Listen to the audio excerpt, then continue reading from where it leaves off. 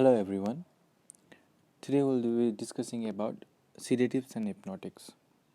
Okay, these are the drugs that are used as sedative, hypnotics, and to reduce anxiety. Okay, so what are sedatives? Sedatives are those drugs that reduces excitement and they make the person calm. Okay, and hypnotics, they produce sleep that resembles normal sleep. Okay, basically these two types of drugs are GABA types of drug. We'll discuss why they are GABA types of drug when we discuss about the mechanism of action of these sedatives. Okay. Okay. Excuse me.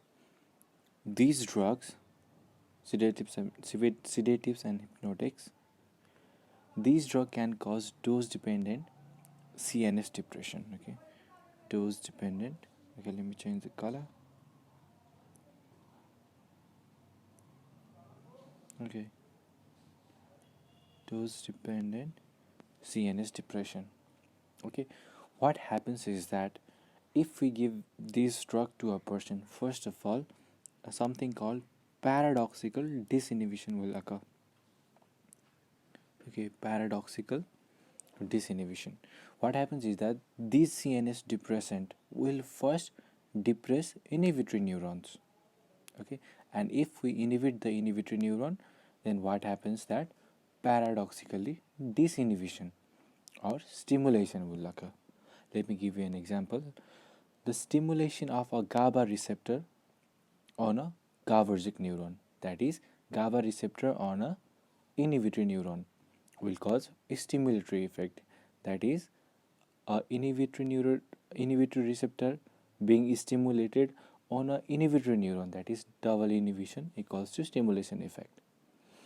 Another example is GABA receptor on a glutamate neuron, that is an inhibitory type of receptor on a excitatory neuron. It will cause inhibitory effect.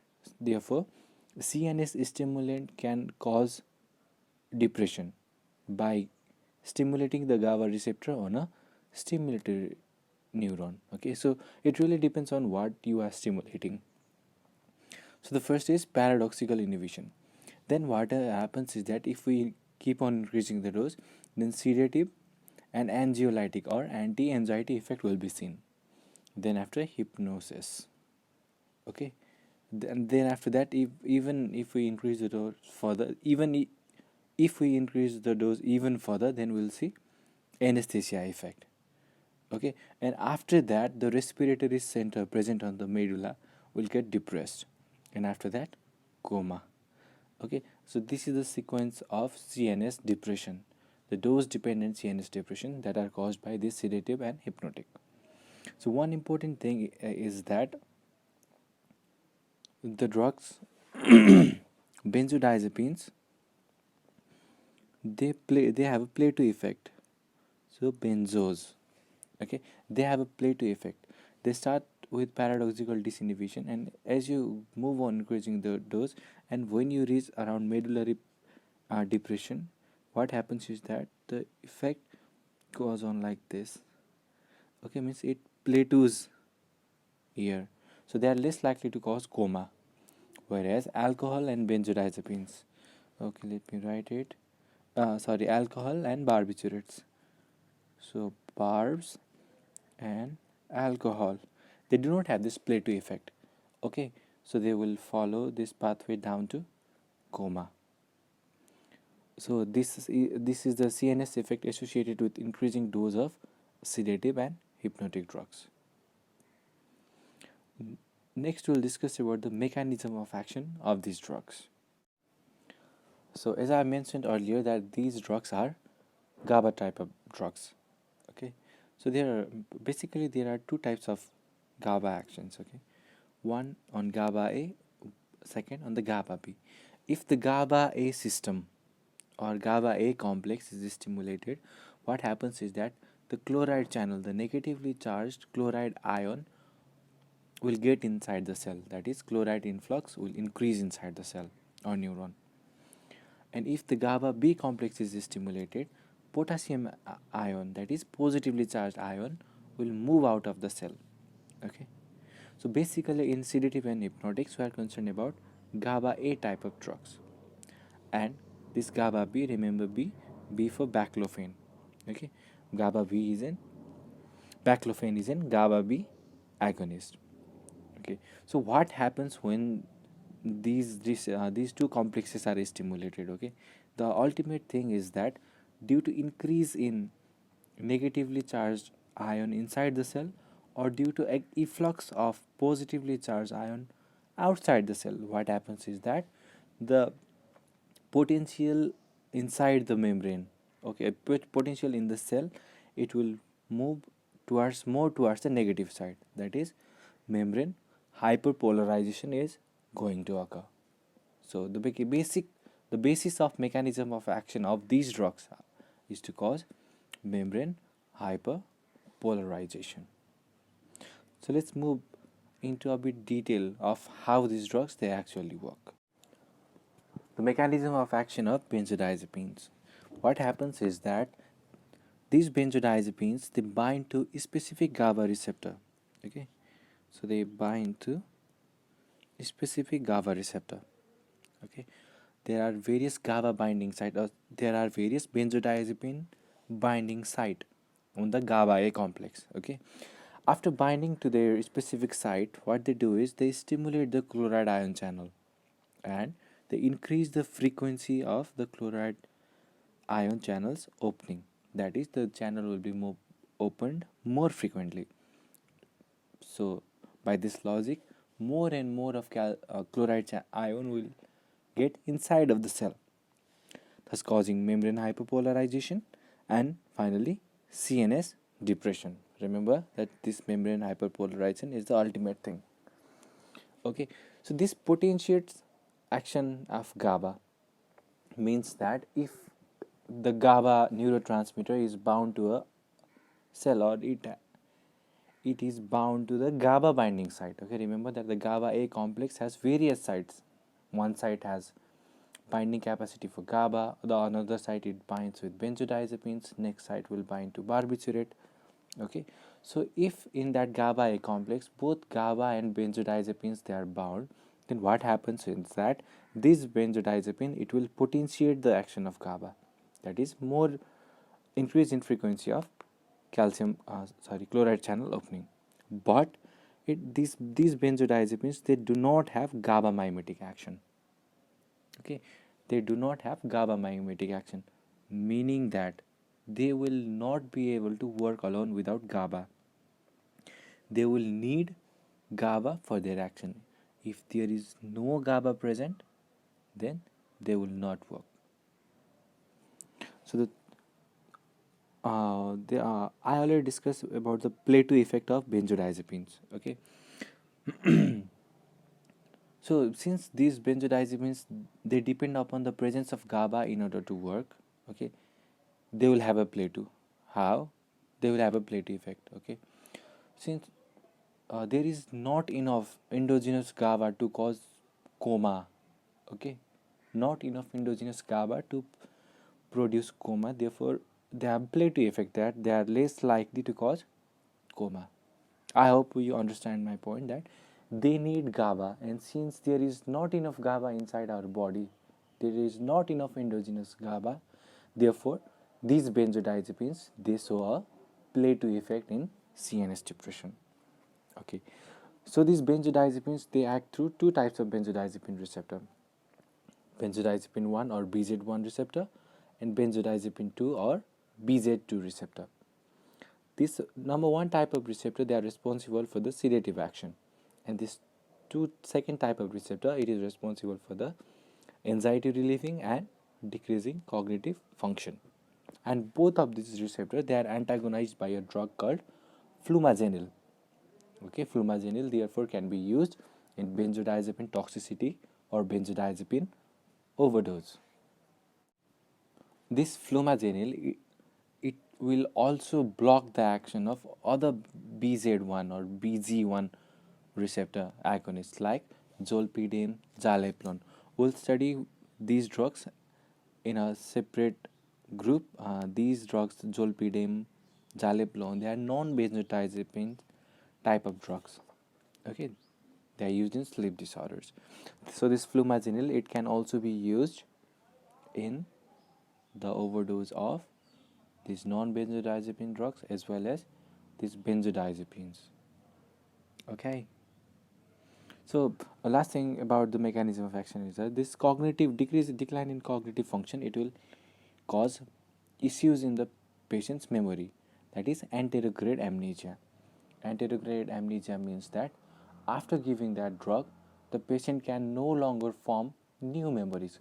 They will remember everything before you give them the drug, but after that, as long as the drug is working its full effect, they will not be able to remember what is happening. That is anterograde amnesia. Now let's see the mechanism of action of barbiturates. Okay, remember that the ultimate mechanism is membrane hyperpolarization. So what happens is that these drugs, they bind to a specific site on the GABA receptor.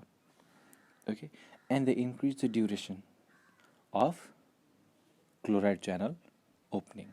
The benzodiazepines, they to increase the frequency of chloride channel opening, while as these barbiturates, they increase or they prolong the duration that the chloride channel will remain open, thus causing hyperpolarization.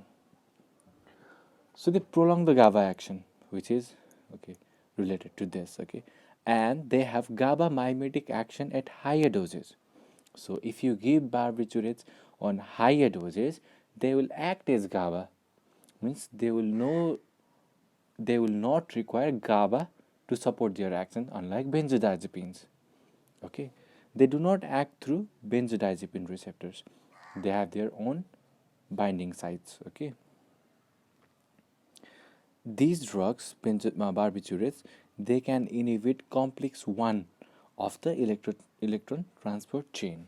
Okay, so what happens is if this complex is inhibited, then the ATP production will decrease, thus causing decrease in activity of the sodium potassium ATPase pump, resulting in cellular swelling, thus causing cellular injury. Okay, and since this drug, they do not act through the benzodiazepine receptor, flumazenil will not antagonize their action. So you cannot give flumazenil in treatment of overdose of barbiturates. Okay, now let's see the use of benzodiazepines. Okay, the first one is they're used as an sedative agent, as an hypnotic agent. Okay, these benzodiazepines, they will decrease the time required to fall asleep. That is, sleep latency will be decreased, and they will increase the total sleep time. Okay, benzodiazepines will also reduce nighttime awakening and produce refreshing sleep. Okay, they will resemble like a normal sleep. Okay, at present condition, benzodiazepines are preferred to barbiturates for the treatment of short-term insomnia because benzodiazepines, they have a wider therapeutic index and they cause near normal sleep, and if patient goes on withdrawal, they will have less rebound phenomenon.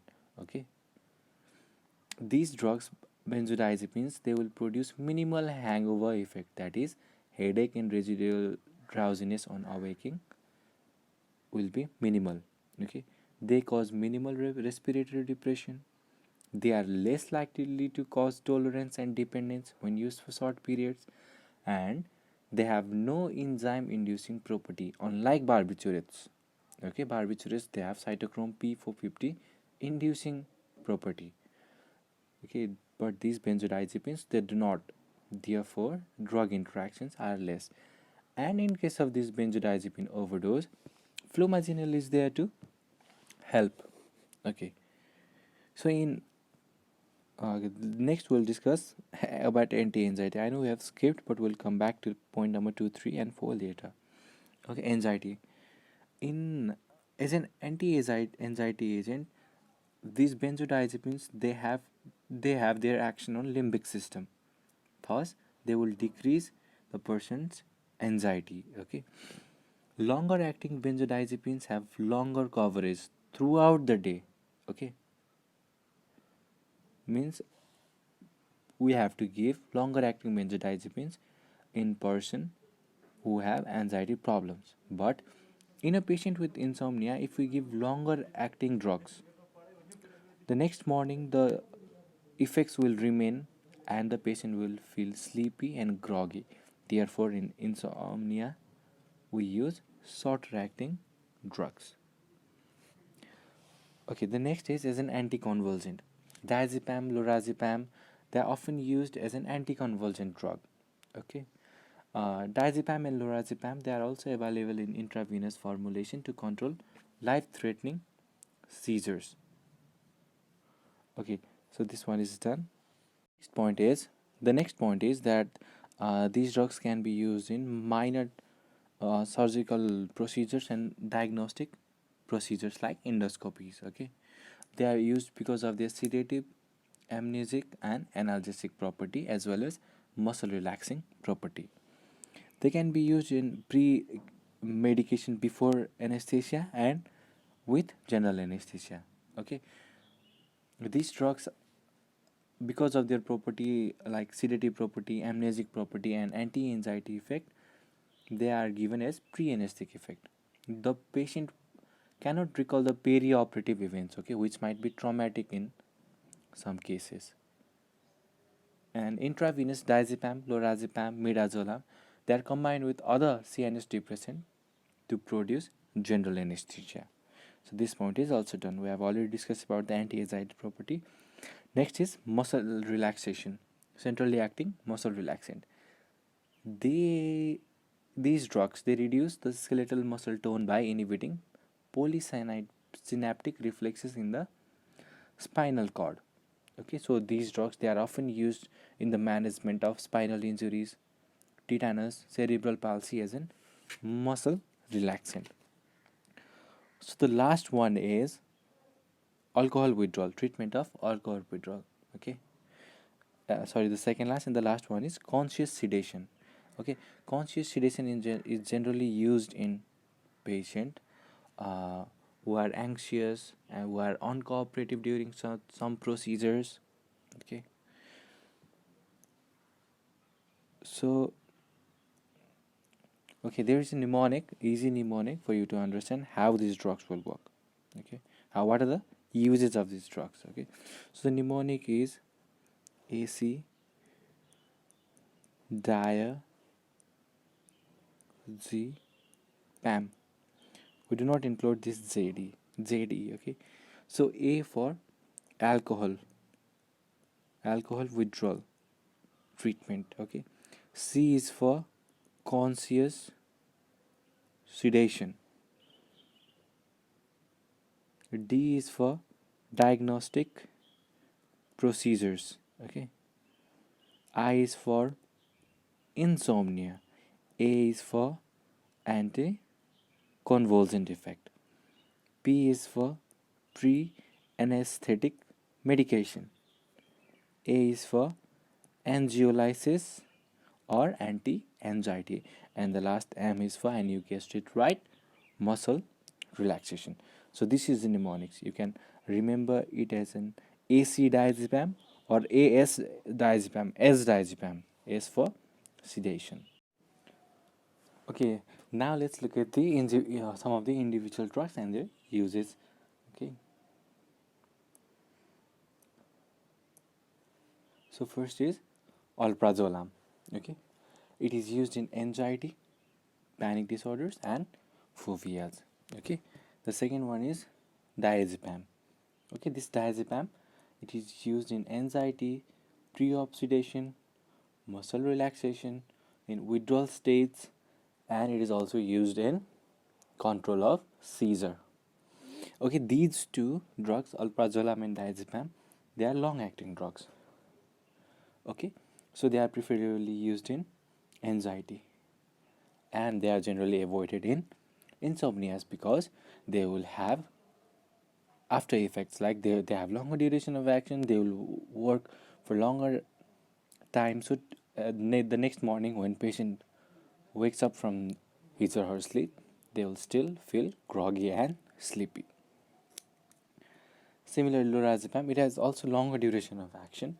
It is used in anxiety, preoxidation, and status epilepticus. Okay, the next is midazolam. Midazolam, it is a ultra short acting benzodiazepine. Okay, it is used in preoxidation and in anesthesia. Okay, and the next is temazepam. It is used in sleep disorder, and oxazepam, it is also used in sleep disorder. Okay, tenazepam, it is short acting. Okay, now let's see the pharmacokinetics of these benzodiazepines.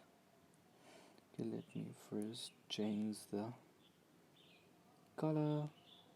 Okay, so the pharmacokinetics of benzodiazepines. Okay, these drugs, they are metabolized in the liver, and their metabolites, they are active compound, except that of oxazepam, temazepam, and lorazepam. Okay,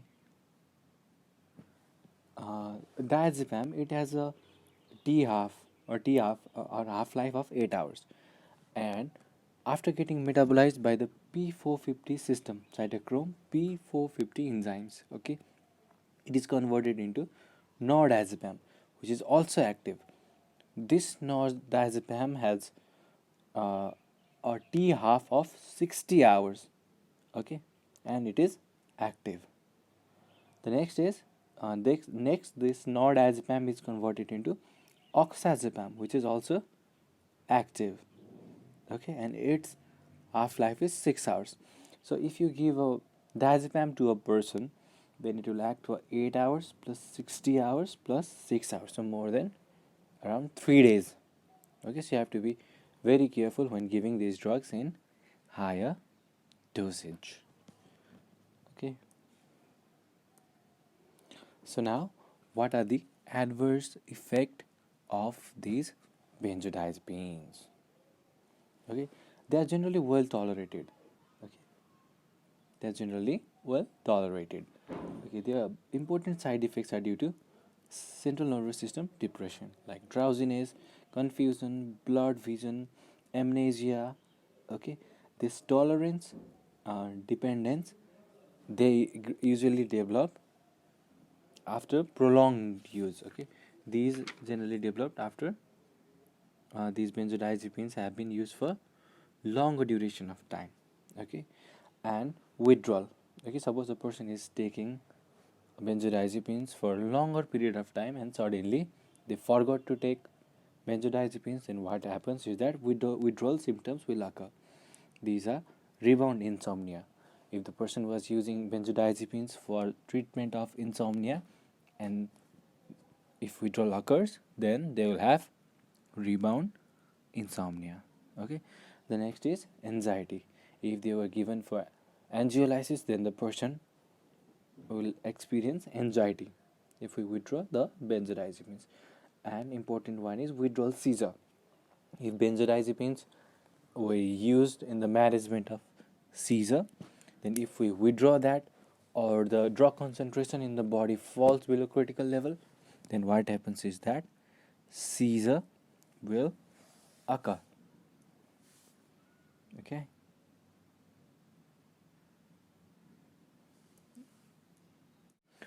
So I wanted to add some points regarding the dependence action of these benzodiazepines.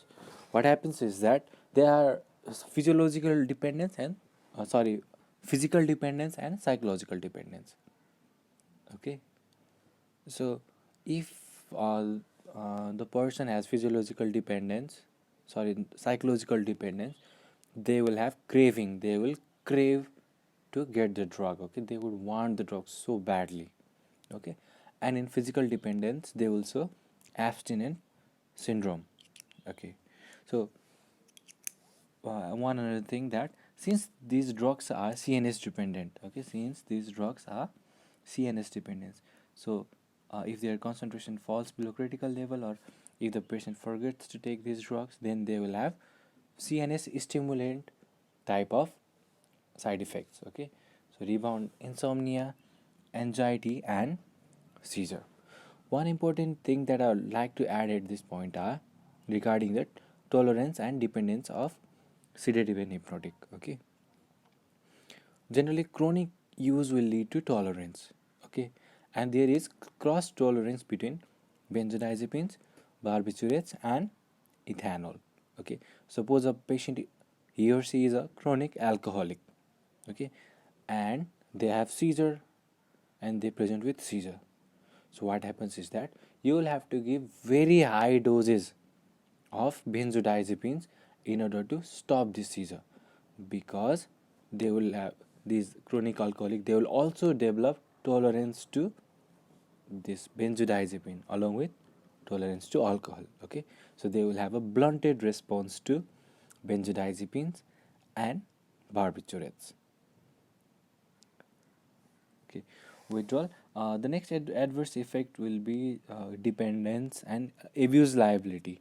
Okay, but the abuse liability of benzodiazepines, it is less than that of ethanol and barbiturates. Next, we'll see about the uses of barbiturates. Okay, these drugs, they are used in various type of diseases or various conditions. Okay, remember, if the drug has, okay, let me write it down. Okay, if it has pental pentals or barbitols at the end, then it is likely to be a barbiturate. Okay, now let's start. The first one is sedation and hypnosis. Okay, they were generally used at earlier time. Okay, now benzodiazepines are preferred. Okay, I've already discussed why benzodiazepines are preferred over barbiturates in the treatment, uh, uh, in condition where sedation or hypnosis is required. Okay, but let's review it a little bit. These barbiturates, they have a low therapeutic index. Okay, and they can cause marked respiratory depression. Okay, and their withdrawal symptom or rebound symptom is much more on stoppage of therapy when compared to benzodiazepines. Okay, and they have more hangover effects like headaches and drowsiness in the next morning. These barbiturates, they are more likely to cause uh, tolerance and drug dependence. And importantly, these barbiturates, they are important inducers of the cytochrome P450 system, thus making drug interaction highly likely.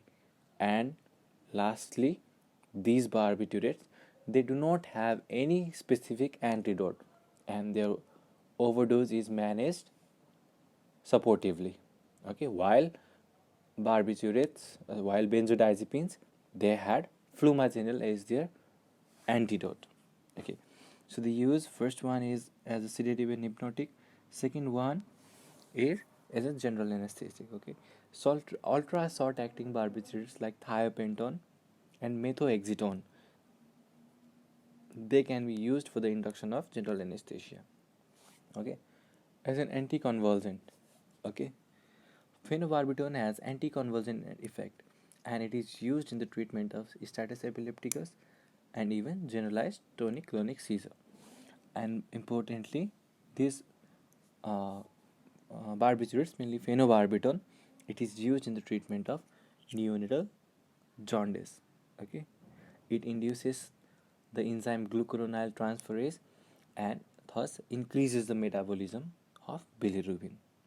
Okay, so next we'll see about the adverse effect of these barbiturates. Basically, their adverse effects are related to their action. So CNS depressive effects like drowsiness, confusion, headache, ataxia, hypotension, and respiratory depression if there occurs CNS depression in medullary area where the respiratory center is. Okay, so the next one is hypersensitivity reaction. Patient may present with skin rashes, itching, swelling of face. Okay, the third one is tolerance on repeated use. Mainly the tolerance develops to their sedative and hypnotic action on repeated use. Also, physiological and psychological dependence on repeated use. Okay, the next one is important. Okay, megaloblastic anemia. These drugs, mainly phenobarbital, on prolonged use can interfere with the absorption of folic acid from the gut, therefore can lead to megaloblastic anemia. Okay, so another important thing that I've already mentioned is that they do not have any specific antidote. So if someone presents with acute barbiturate poisoning, what you do is you maintain airway breathing and circulation, you maintain the electrolytes, you do gastric lavage, you do alkaline diuresis, okay, by mainly using sodium bicarbonate.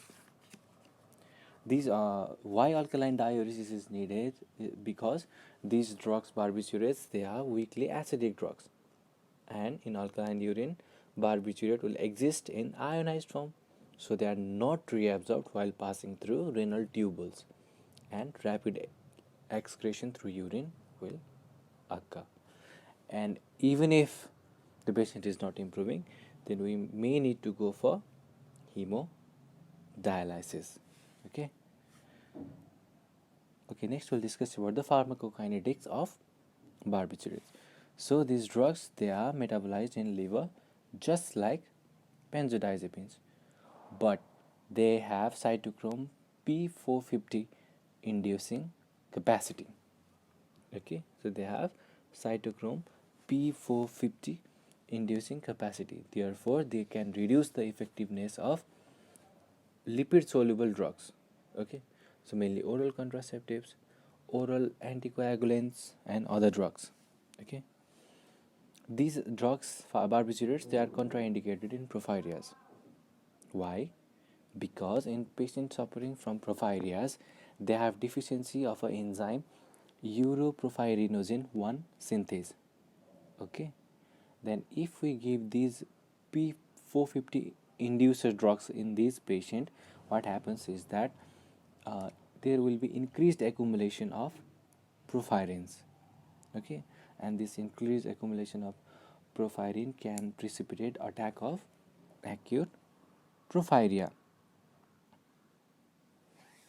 Okay, next we'll discuss about the drug interactions. Okay, since these barbiturates, they are CNS depressant drug, they uh, if these are combined with other CNS depressant, then there will be additive actions.